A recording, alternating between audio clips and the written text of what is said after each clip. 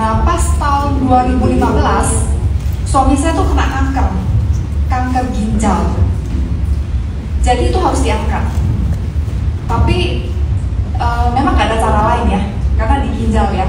Yang anehnya itu waktu cek darah gak kelihatan itu ada kanker. Karena kalau kita check up itu, saya selalu bilang ke suami, jangan tanggung-tanggung. Kalau mau ngecek itu bener-bener cek semua. Jangan cuma cek kolesterol, darah tinggi yang umum aja, jangan. Saya bilang. Jadi akhirnya ketahuan dari USG. Nah, waktu itu pas Jakarta ya, karena biasa kita ke Penang. Pas waktu itu suami saya sibuk banget, dia bilang kita cek Jakarta udah kasih signal ini ada sesuatu di ginjal. Tapi saya orangnya tipe yang tidak gampang percaya. Saya bilang cross check dulu ke Penang. Saya telepon ke mami saya, telepon ke adik saya juga. Jadi kita sepakat untuk ke Penang. Nah, saya ke Penang lah cross check dan hasilnya sama.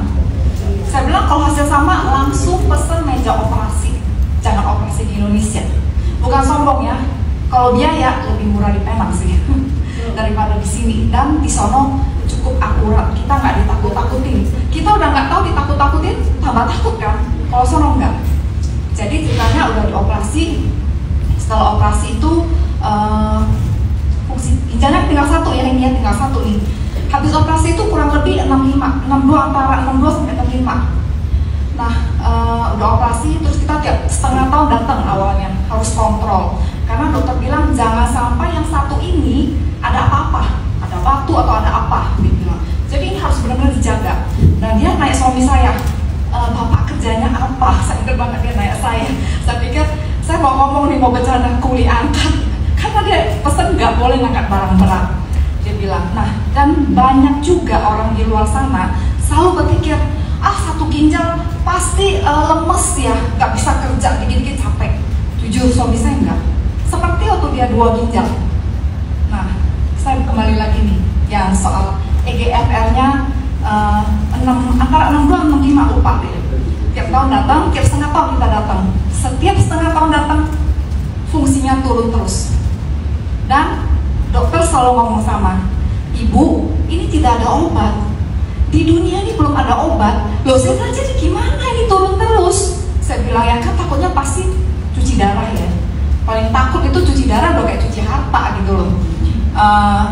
Jadi ya mau diapain lagi, dokter bilang nggak ada obat di dunia. Dia bilang di dunia loh, bukan cuma di Malaysia. Ya udah kita pulang tiap tahun datang, tiap tahun sama omongannya. Jadi tahun 2023 saya ketemu adik saya, biasalah keluarga yang ketemu ngobrol. Saya curhat, aduh suami saya nih ginjalnya tahun 2023 itu udah 52, dari 60 lebih turun dari 52. Saya bilang itu jaga makan loh ya, dokter suruh jaga makan, kita jaga makan. Tiap tahun turun 100 itu jaga makan. Kalau nggak jaga makan pasti sih terjun bebas fungsi ginjalnya. Terus adik saya bilang makan NAD sama apel. Emang bisa? Saya bilang gitu. Loh udah banyak kok dia bilang yang sembuh. Saya waktu itu karena saya tipe yang tidak gampang orang ngomong apa saya telan. Saya tidak gampang. Saya tidak gampang dipengaruhi orang gitu. Karena saya punya prinsip saya sendiri. Jadi saya hanya mikir satu saat itu. Saya nggak ngerti apa-apa. Saya tahu nggak mungkin adik saya mau celakain saya. Saya hanya pikir itu aja. Terus saya ngomong ke suami saya. Suami saya ngomong gini, masa sih dokter di Penang aja bilang di dunia ini nggak ada obat, mana mungkin, dia bilang gitu. Saya nggak mau berdebat. Saya bilang kita hanya punya 2 pilihan. Pertama, kita coba ada harapan sembuh. Kedua, kamu nggak makan kan? Gimana? Tiap tahun turun. Bilang kita cuma 2, kamu pilih mau yang mana? Saya ngomong begitu. Akhirnya dia coba. Waktu itu saya ingat banget 2023 bulan Desember dia coba, kan 52 tuh dia punya EGFR. Adik saya bilang nantilah 3 bulan baru cek lagi. Dia nggak paham. Januari dia udah cek, udah naik 52 jadi 58.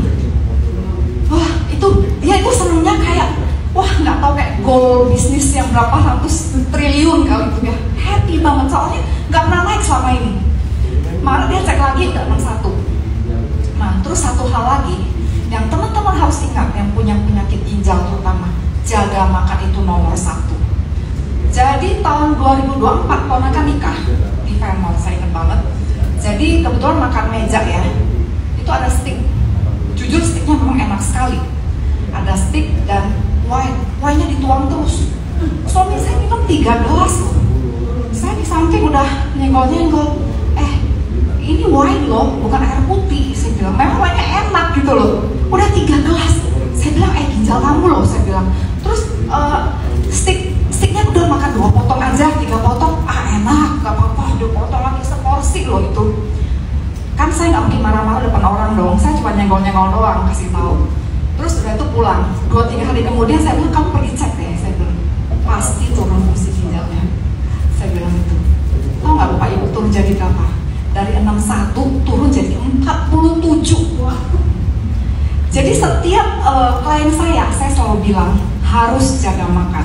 Karena makanan itu faktor utama.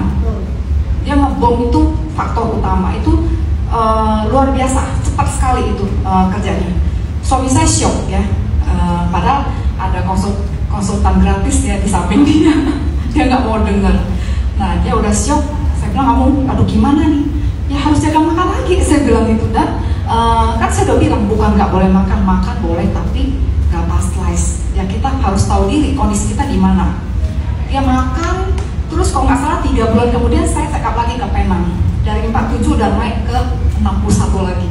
Dan dia benar-benar jaga makan karena takut cuci darah sih. Papi saya dulu cuci darah.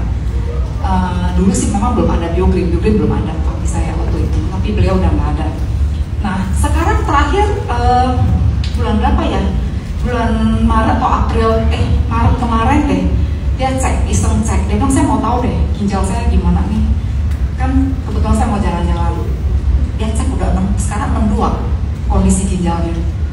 Gitu loh. Jadi teman-teman yang kalau ada penyakit ginjal jangan.